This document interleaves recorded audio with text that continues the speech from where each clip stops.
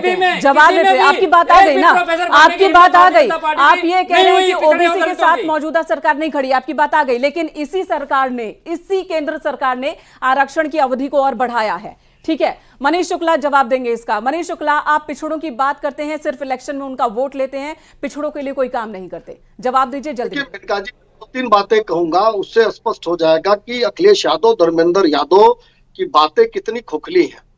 जिस कांग्रेस के साथ इनका इंडी गठबंधन बना है, कर्नाटक में अभी उन्होंने ओबीसी आरक्षण में से है कि नहीं, आप ये बता दीजिए।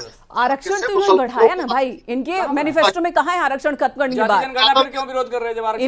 इनके मैनिफेस्टो में आरक्षण खत्म करने की बात कहाँ है? कर्नाटक के सवाल का जवाब आप नहीं देंगे धर्मेंद्र जी, कर्नाटक के सवाल का जवाब नहीं देंगे, जहाँ पर 27,000 पद खाली है और एनएफएस कर देते हैं, जो देश के केंद्रीय विश्वविद्यालय हैं, बड़े बड़े विश्वविद्यालय हैं, उच्च शिक्षा संस्थान है, IIT है, NIT है। चलिए, आप सभी अपना पक्ष रख रहे हैं, इनको भरना ही नहीं है। पूरे 10 साल में आज तक एक प्रोफेसर ओबीसी का नहीं भर पाए हैं और एक प्रोफेसर आप शेड्यूल कास्ट के नहीं भर पाए हैं। मैं आंकड़ों के साथ बोल रहा हूं, इसलिए आरक्षण विरोधी है।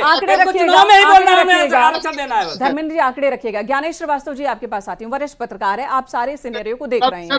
ठीक है, आपसे सवाल है कि अब इसकी जरूरत क्यों पड़ी? वो तो आपने कह दिया कि कहीं ना कहीं लगता है कि बीजेपी परेशानी में है, लेकिन क्या इसका असर होगा?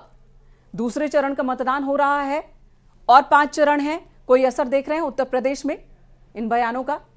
देखिए, मुझे तो समझ में नहीं आ रहा है कि ये सब जो पुराने बयान आए जा रहे हैं, तो क्या बीजेपी को या बीजेपी के जो थिंक टैंक है, क्या उसको लग रहा है कि कांग्रेस सत्ता में आएगी?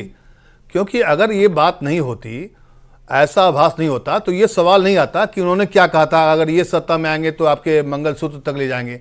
ये सवाल इसलिए आता है, इसलिए कहीं ना कहीं देखिए, चुनौती तो है, बीजेपी को चुनौती मिली है। दूसरी बात, जाति जनगणना की बात है। जाति जनगणना कराने की बात करी है इंडिया गठबंधन ने, और इस मामले में फंसी हुई है बीजेपी, क्योंकि वो आरक्षण चाहती है, देती भी है, सब कुछ करी है, लेकिन जातीय जनगणना एक बड़ा इशू है इंडिया का, और राहुल गांधी बार बार कर रहे हैं, जो चुनौती बना हुआ है बीजेपी के लिए। ठीक है, आप तीनों का बहुत बहुत धन्यवाद इस वक्त चर्चा में शामिल होने के लिए। दूसरे चरण का मतदान चल रहा है, इसी बीच जो तपिश है वो बढ़ती जा रही है, बयान और ज्यादा तीखे हो गए हैं, सभी राजनीतिक दल एक दूसरे पर और ज्यादा हमलावर हैं, और इसी बीच दूसरे चरण का मतदान चल रहा है। मतदान से जुड़ी खबरें भी हम आपको देते रहेंगे